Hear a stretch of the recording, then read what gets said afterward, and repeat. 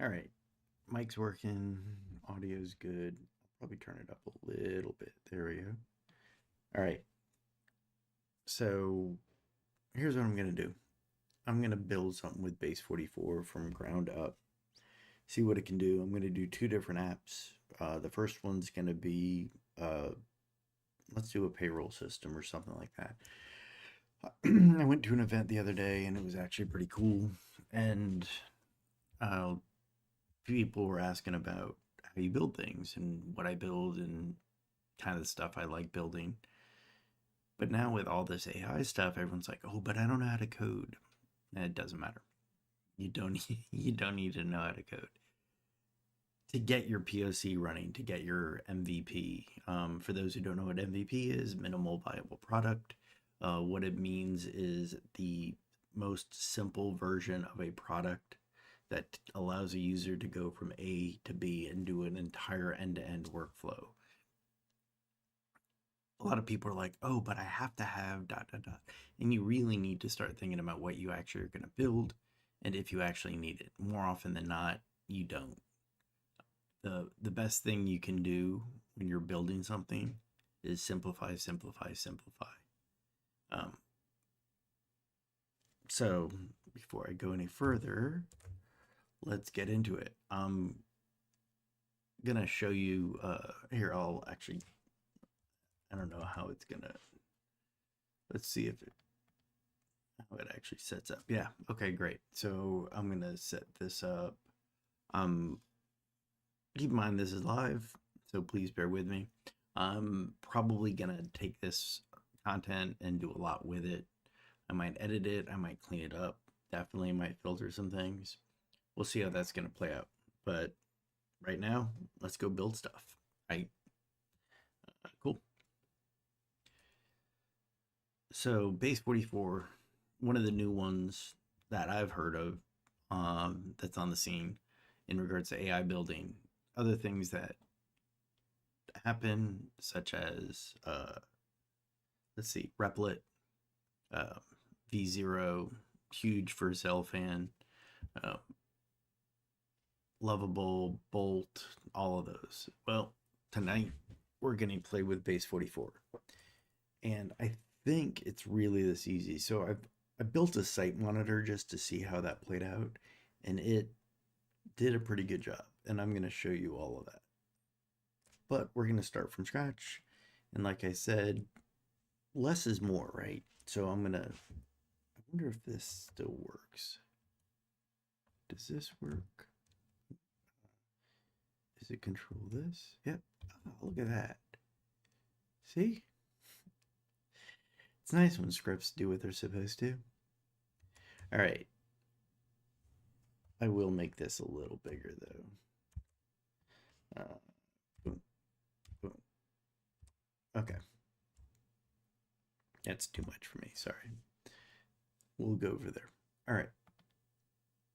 Actually, I wonder if I can do. Let's see. I got an idea. If I do code only, what does that show me?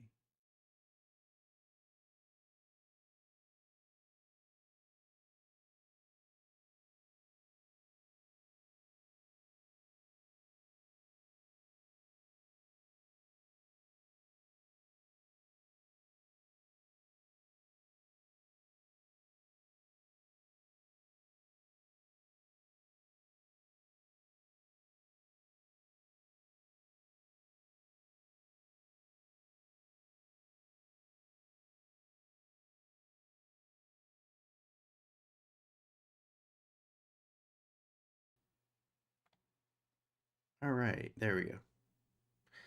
Wow, that's pretty big. Let me fix that. So I'll take this and bring me down to here.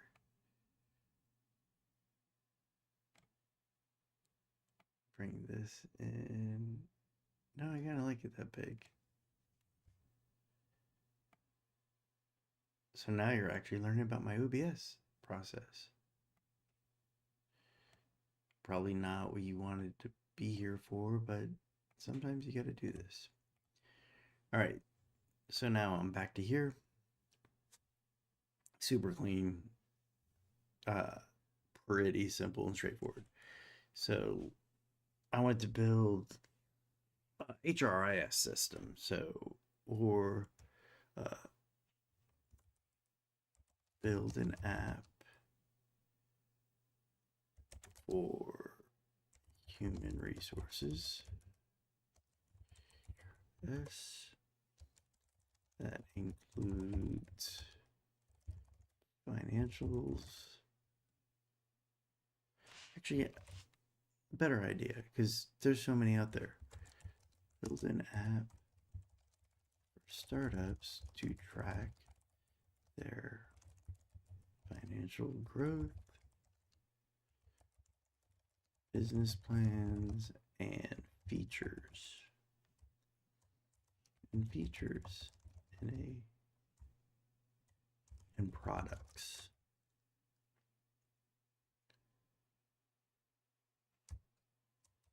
Business plan, products, features, and more in a single platform. I'm going to leave the styling in. So one of the things cool about Base 44 is you can actually select the type of style you want, right? I'm a huge fan of material design. Um, Obviously, huge fan of Google. They spent so much time on it. I wish they had, like, this is like the old school Apple, right? Glass morphism. It's not really used by Apple much anymore. But I'm going to leave that alone for now and just let it go. So let's see. Upload. Yeah, I'm not going to upload anything. I'm good. Boom.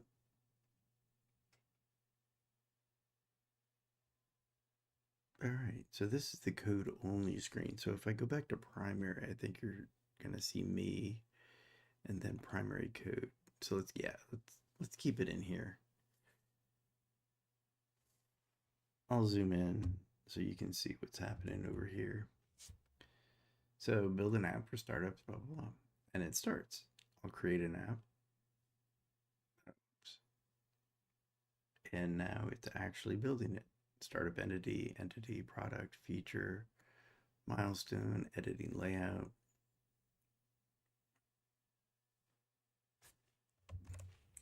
We'll see how this plays out. So I'm going to let this build. It takes a little bit of time because, well, nothing's instantaneous. And it's actually considering things. This generally would take me probably a weekend, maybe longer, to actually build it from scratch if I was using something like Create Next app or React app. I think the Create React app is dead. I think there's a new sheriff in town, so to speak, that they're using to actually build sites. While this is building, speaking of which, let me actually go into that. So in here, you go to Vercel. So it's already got mine.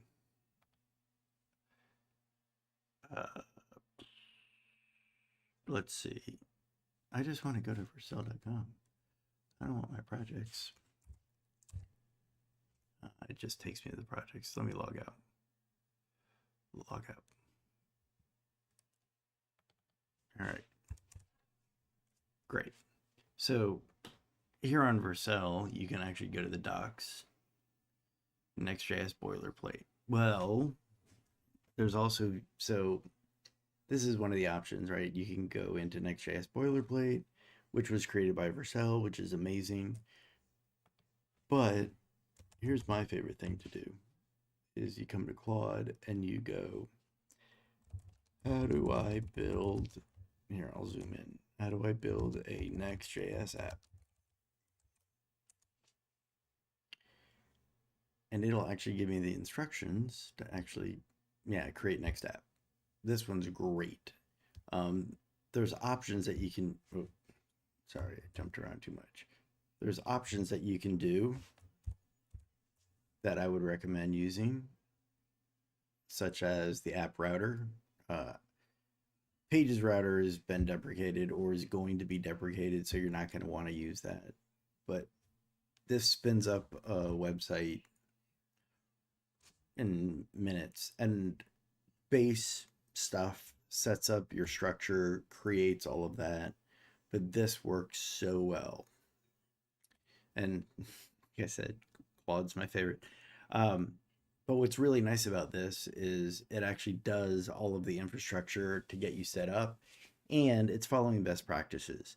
So what's really cool is when you do an npm run build and you actually kick that off, that npm run build, and then you run it through Lighthouse, it will have 100% score. Like, very, very rare um, on real websites, but it starts you off from a very good place rather than some of the AI tools that I've seen. Some of the AI tools will start you off with working code, but it's garbage.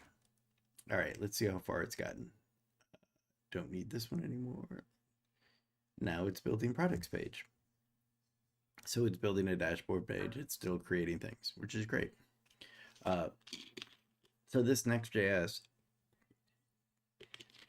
is actually really cool because it uses Tailwind, sets you up with CSS, gives you an app router, and honestly, here, let me actually set something up real quick. I'm gonna close that. Let me, nope, not that. Let me open VS Code, and I'll just do it. I know the keyboard shortcuts. And then in CD projects, see.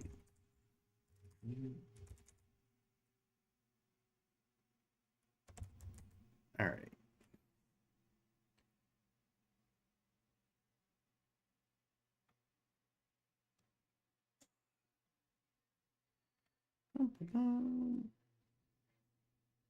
That I can close.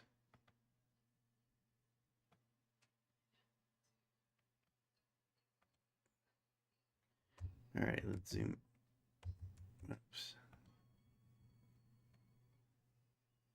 All right, so then if I go to primary code, great. So you're gonna see this right here. Let's see if this works. No, that didn't work. Is it this? No, that creates a new one. Whatever. Let's kill that one. All right. But I'm going to create a new app. Super easy. NPX. Create next app. Latest. And I'm going to call it podcast app. I don't know. I'm just calling it something just for the testing purposes. Yes. No. ESLint, yes. Tailwind, sure. Source director, yes. App router, yes. Turbo pack, yes. Import alias, no. I just went with all the defaults. I didn't do anything special about that. So now, as it's building this, let's go see how our app's coming along. Oh, it's working on the milestones page. Great. Keep going. And let's come back to this. All right. So finished it. So I'm going to do cd podcast.app. I'm going to kick that off. And then let's just open one of the, whoa. So right here, I'm going to go next config. We'll just start here. I can close this one and I can launch this one. Great. And now I should be able to, now it's zooming in. Yeah, great. So in here, Oh, that's funny. It actually zooms in over here, but it's actually doing stuff over here, but that's fine. Um, as you can see, it built all of these applications, right? I mean, files, and it set up the structure, layout, page, blah, blah, blah. And the only, like, without me having to do, here, let me unzoom that. And then I'm going to,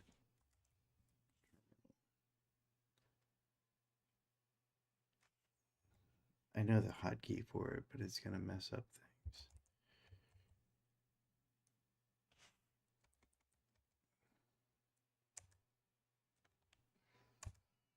Good enough. Okay. So now if I don't know how to do that without, here, let's do this.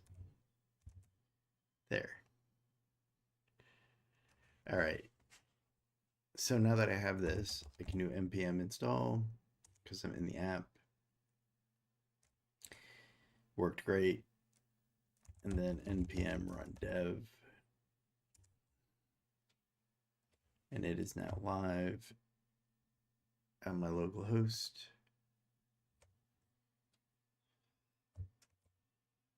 And let's see where that played out.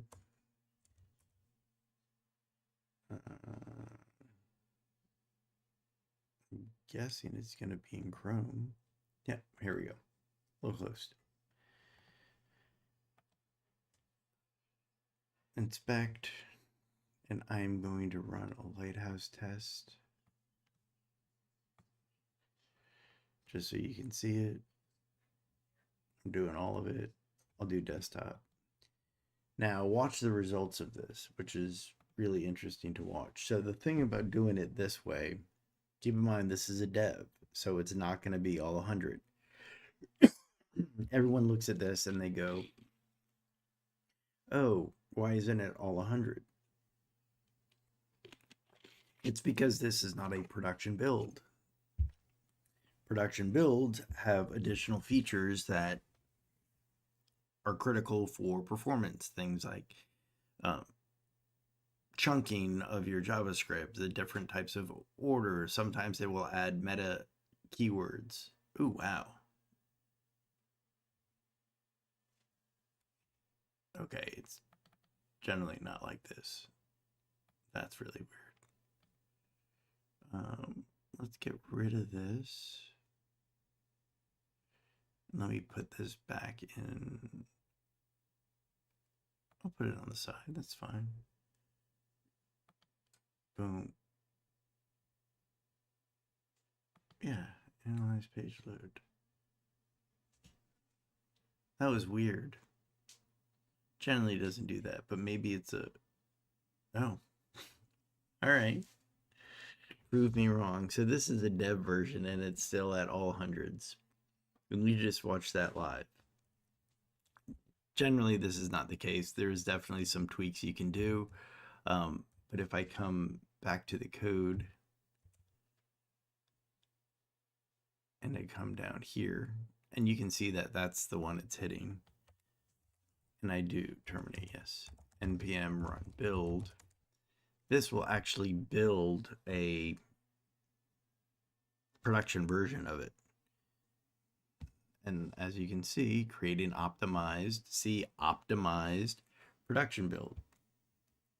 Kudos for Vercel for improving it, because that was nuts, that even the dev version. So if I do npm, I think it's run start. Yep. So this is going to run the production version. I'm going to laugh if this production version doesn't have the same. So let's see. Boom. Lighthouse. Analyze page load. Moment of truth. Live demos are the best. Yeah, it's still 100. And this is the production version of the build. So as you can see, when you get all hundreds, Google does this fun little fireworks thing. Anyway, so that's that. How easy it is to spin this up.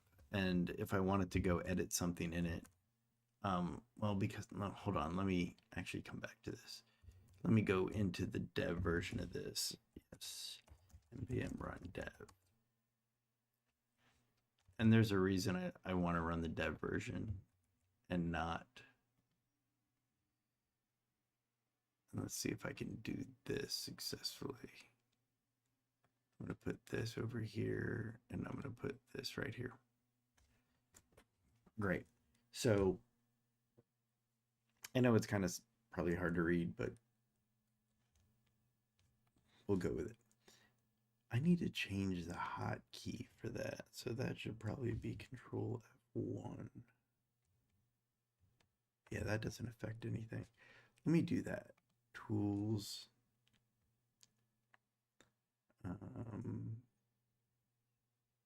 Scripts. No.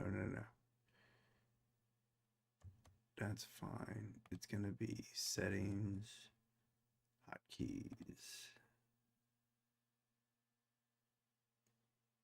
toggle zoom to mouse. This should be Control F1. And then I'm going to apply. Great. So now if I'm here, hey, and I get to keep it. Okay, so we'll use that. That's so much better. Okay. And just to show you, if I go into the page, let's see, get started by editing. I'm going to say, hi, it's me. And I'm just going to save this. And as you can see over here, let me get out of this. It updated it real time. And that's one of the things that's really awesome about this is with Next.js, there's a little, there you go. You can actually see it real time. And you can play with your code so much faster this way because it's got a hot refresh, hot reload. It all depends on the words. Cool. Some simple Next.js kicking off, how to get started, blah, blah, blah. And that was just filler, mainly because I want to see how this worked. All right, so let's see. It created a new startup hub. Not sure how legal that logo is, but we won't get into that. Financials, no financial data. Oh yeah, so from time to time, my camera's automatically on an auto switcher, so it'll switch to this. Just so you see, new hoodie. Anyway, financial metrics, products, milestones, business plan, look, problem, solution, market analysis, business model, go to market, team, financials, funding, risks, milestone. And it even supports Markdown. Dashboard, products. Let's see what the settings have. Here's my logo. Yeah, it looks good. Dashboard, cash balance, team size. Upcoming milestones, view details. So let's add a product. Yeah, so this is kind of designed not for SaaS, but definitely a different product. And oh yeah, that's all the calls. One of the things I need to actually call this out to base 44 is, you see this? This is really hard to read because it's black on black. And this is a dark mode theme that needs to get fixed. Let's see, dashboard, financials, not bad. Credit console, you have growth plan, product management, and financial records, financial data, all of that. Add financial data. Period, revenue, expenses, cash balance, current revenue, burn rate, runway, ARPU, CAC, and LTV. So all pretty good in regards to that. Hold on one sec.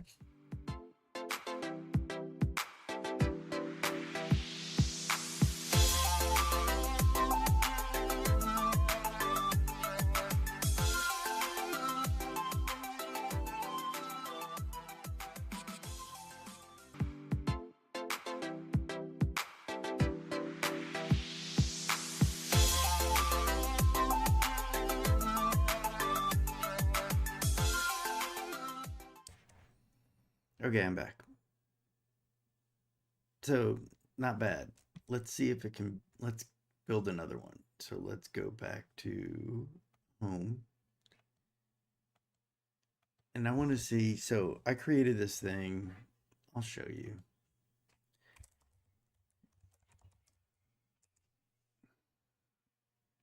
So, I created this with Replit or V0. I think this was actually V0. And it's great. It supports sign in, all of that. Wonderful, wonderful. Well, this is new. So create a financial literacy program for teenagers.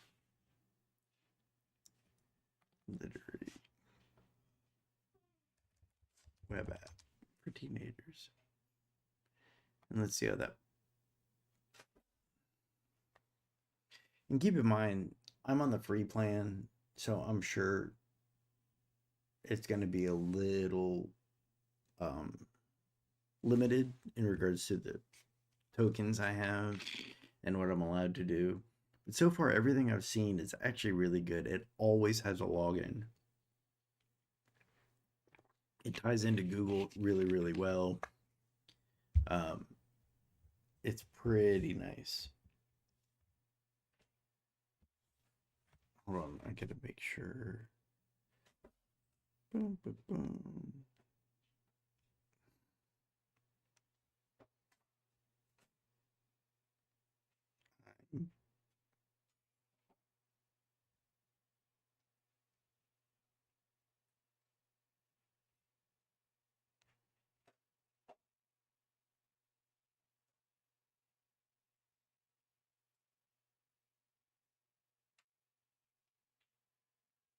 So I'll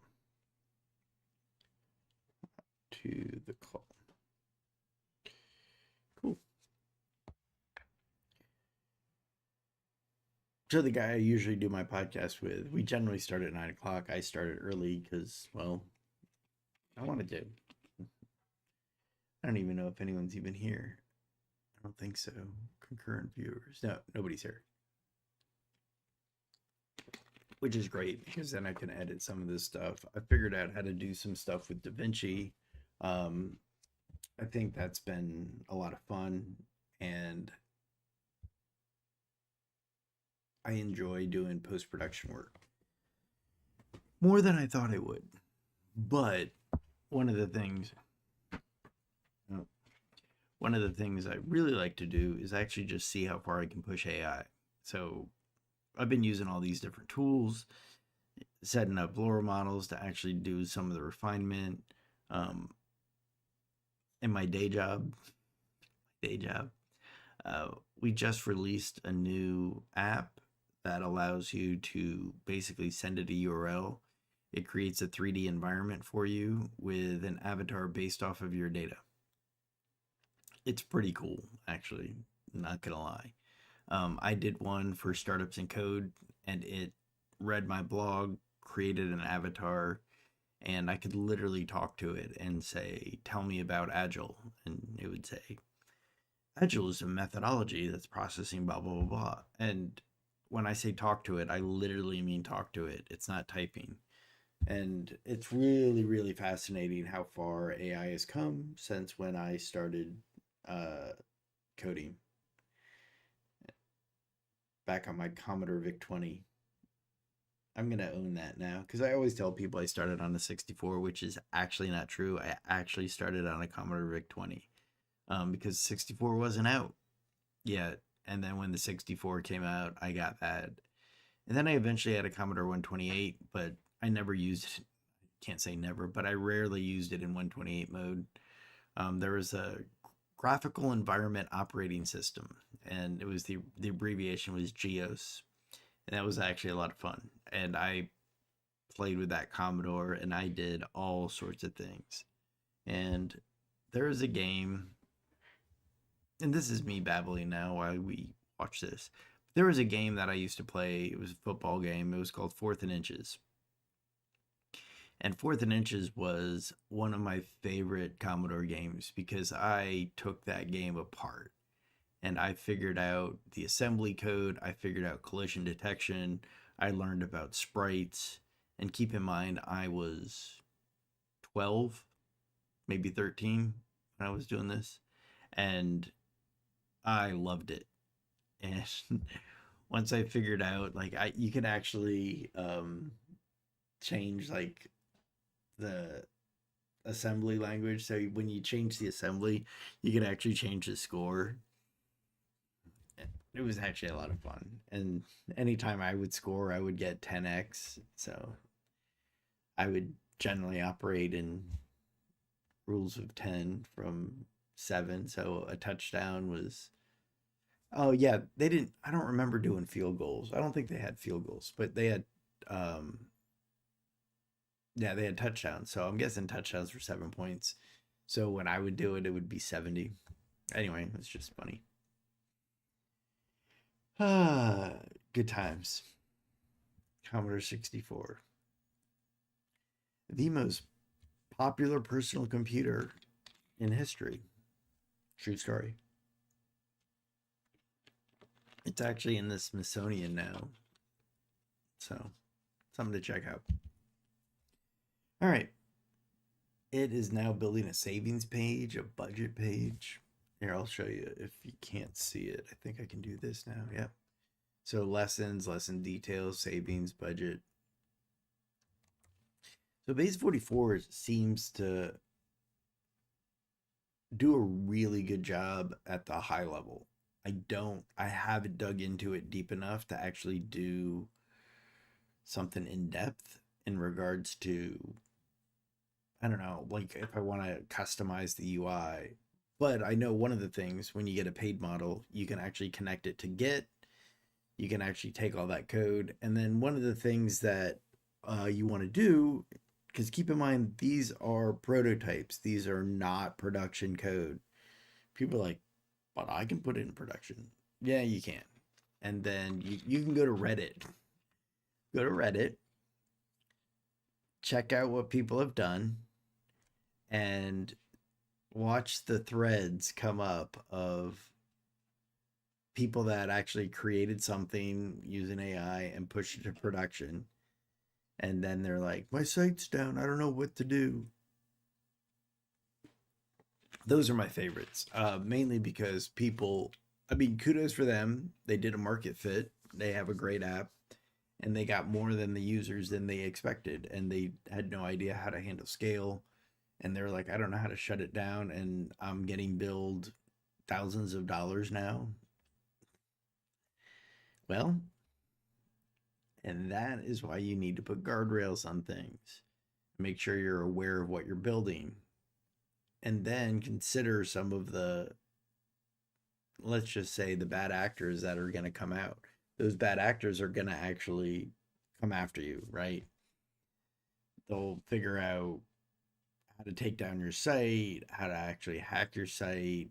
I'm sure your number one concern is the security of your website. Being sarcastic for those who cannot detect that. Mainly because most people don't care. They just want to see how fast they can get an app out there. And by doing that, you're going to get something out there. You might get traction. But remember, you need to be able to take it down. When you take it down, you need to have a real analysis of your architecture, of your code, how you're going to handle edge cases, like have some serious QA on it. What I'm doing right now is the fun and games of AI. You get to play, you get to see, everyone's like, yay! And things are fun, and they're like, look what I created. And then they push to production, and then they're like, oh, I need help. I don't know what's going on. Eventually, we're going to have agents that are going to be able to help, just like reaching out to an engineer and say, hey, my site's down, can you investigate? And you'll send it the source code, and it'll be like, oh, this code is garbage, even though ironically it was probably that same agent that wrote that code. And one of the things I've noticed in a lot of the AI tools, oh, hi, some of the AI tools that are out there, let's see, some of the AI tools that are out there is that they will create things and then you'll identify a problem that it didn't. And that's where we need to get past. We need to get past a point where I'm going to let that keep going and I'm going to talk for a little bit. I want that AI to be able to build something, identify its own problems, autonomously fix them, and then handle all the things that I would consider with my experience of like security, compliance, PII data, GDPR requests, edge cases, and being able to address all of that and help people build real applications, not just these POCs that are coming out. And don't get me wrong, I mean, POCs are fun and it gets people driven to innovation, right? And we want to get to a point where we're actually building something that is like truly innovative. And we want to build something that is good for everybody who's using it. And that innovation can only come by us trying things. Like, look how fast AI has progressed in, I would say, in the past 2 years. It's been nuts since ChatGPT came out, and then Claude, and now Gemini, and all the different models. And they're like, we have a new model, and it's better and faster. And Midjourney, with its generative images, and then Leonardo, and VO, and VO2, and now VO3, I think, is coming out. Oh, it's actually loading. Hold on. Let's see what it did. Let me get back to it. It finished. Ta-da. So, this is me. MoneyWise is what it created. Lessons, basics, smart savings. Does this really work? Let's see if it actually has this. Oh yeah, it's not done yet. Yeah, so it's fixing it. So let's go back to lessons, start learning. Result, whoops. Yep, it's fixing these things. So this is where I like base 44 so far is when I'm using the app in preview mode, it actually will automatically detect, oh, that's an actual error. So I forgot what it was. I think it was Replit. In Replit, when it wasn't Replit. It might have been Replit. When it would encounter an error, I would have to say, hey, I'm getting this error. With base 44, I don't have to say, hey, I'm getting this error. It's already being like, oh, there's errors on your page. Let me fix it. And it automatically does the fix. And that's what I mean by the autonomous of like, I'm technically a QA person at this point, and I am testing out the application it just created. And it is like almost doing paired programming at this point, and it's helping the agent or the bot, whatever you want to call it. I wouldn't call it an agent. We won't get into the semantics about that of why. But the deal with that is that agent is really creating new code and it needs somebody else to actually test it because it hasn't run through its own test. Now that's the next step, right? So as it starts progressing, it will actually create something, then it will hopefully test it. And then it will create tests around it. And then it will actually create better architecture around it. And then it will refactor itself. Here we go. Let's see. So now that I'm back here, fun little animations with the graph, the lessons, my learning, savings. I don't have any savings. I don't have any money. Oh, look, and it's even got challenges for me to accomplish. This is fun.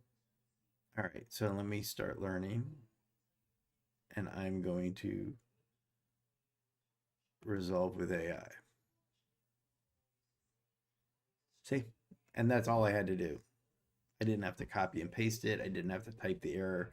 It already identified what the error was, but it didn't actually fix it. So now hopefully it's going to fix it. That's what these dots are. It's thinking. There's a tab component that's not properly enclosed within the tab component. Like these are some of the basic issues that it encounters that um, engineers, humans, hopefully won't do. Because we'll do builds and we'll have real-time code and we'll actually be watching it and we'll see that and it will never make it into our source code.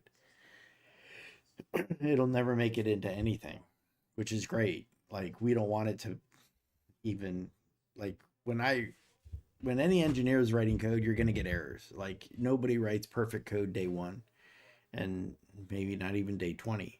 But we are really good at debugging. And I always tell this about engineers is 90% of our job is debugging. And now with AI, I would say 99% of our stuff is debugging. Because we have to take on the perspective of a QA and a debugger, right? Because right now AI isn't really good at debugging. There's one I was playing with, what's the name of it? Augment. So Augment actually is pretty good because it indexes your entire code base and then it starts figuring out what you're trying to build, what you built, and it will actually be able to fix things. What we want to get to in the next step, I'm going to let this go.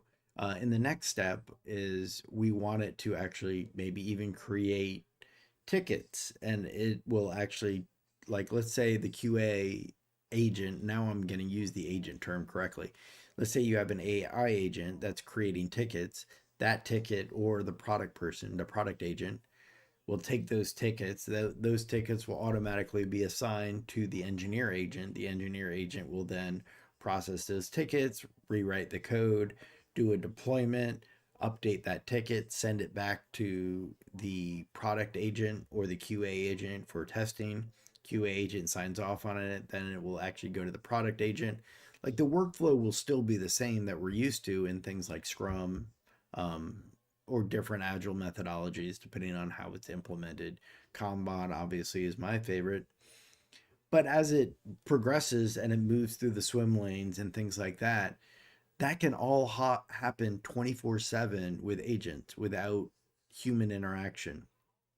And eventually, you're going to have those guardrails before it gets to production that you're going to have somebody, a human, look at it and go, wow, this is amazing. Or, oh, they missed this one really simple case. And like there are going to be things it's going to miss.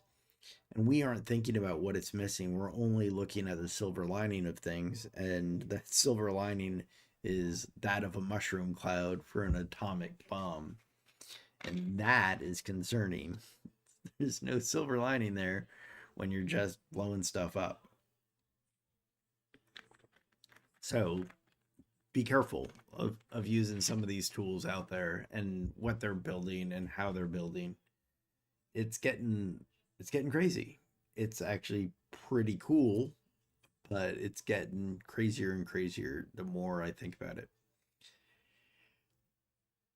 One of the things I wanted to do tonight too, since it's just me, let's see, hold on, I'm gonna see. He hasn't responded. I don't know what he's up to. Um, is I wanted to do this earlier. 9 o'clock's too late for me. After the Knicks game last night, Yeah, it was miserable. Um, if you haven't watched it, don't watch tomorrow night. Uh, but I wanted to actually start doing this a little earlier, do more, uh, build more content, and try and help. Like I've run into so many people recently. I've been going to a lot of different events, conferences. I mean, I went to a workshop yesterday, uh, and it's really inspiring me. And there was a breakfast I went to that was amazing, and now it's ready. Let's see if it's fixed. But all of this is making me want to be able to help people at scale, right? And there's only one of me. But if I do things like this and people are like, oh, let me get you started, great, let me help you. Go check out this post or this scene and see how it goes. All right, let's take a look. So here's the basics. Great. And here's a knowledge check. Oh, it's got quizzes. Let's go back to the dashboard. Not a big fan of the layout, but budgeting basics. Look at all this. Created all of this for me. Scoreboard, learning journey. Like, look how easy that was from a single prompt. Did I do? I'm trying to think if I did anything else. I didn't. I literally typed in create a financial literacy web app for teenagers. That's all I did. And then I did encounter some errors and I told it to fix it. And it did. Now, switch to mobile view. Look, and it even works on mobile because that's where all the kids are. All right, back to dashboard. Recent achievements. Yeah, let's go back to desktop. GitHub and code editing. Yeah. Could I do this? Oh yeah, no. I don't have a paid membership. Can't do that. That's fine. Um, and then log out. This is me. Manage budget. Oh look, I can have budgets. Publish app and open a new tab. Yeah, they really need to fix this dark mode. Oh, but I can do visual edits. That's fun. Upload. Let's see. App visibility. Login required. Use security. App settings. Public login. Done. Overview. I don't want to. Users. Domains. No. Security. Code. Back to editor. Settings. Settings. Main page. Premium features. Create copy. Platform badge. Yeah. Share app. So let's copy it. Let's see what it actually looks like.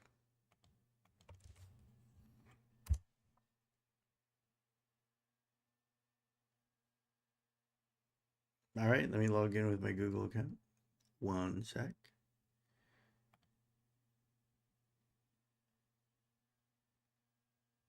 Great. So here I am. I am logged in. I can do my lessons. Here, let's do a lesson.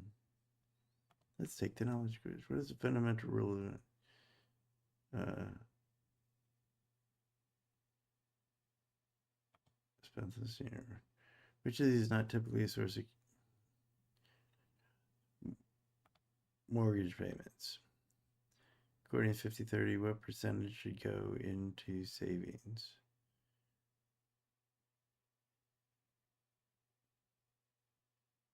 Oh. I'm going to say 20. Look at me. Spend less than you earn. Income minus it. Oh, okay. Oh, can I take it again? Take knowledge quiz.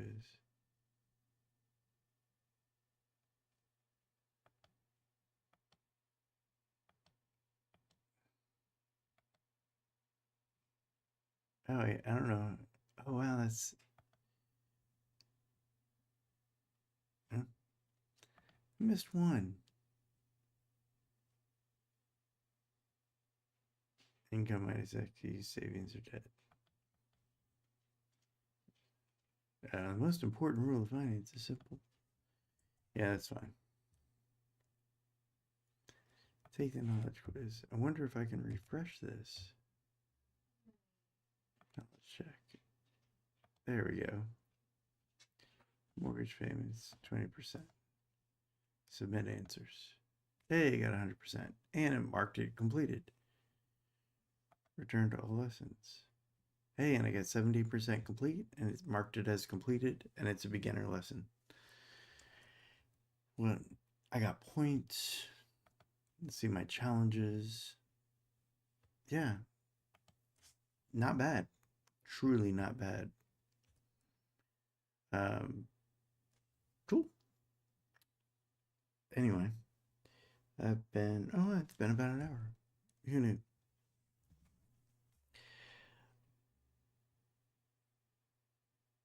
Yeah, I'm going to stop.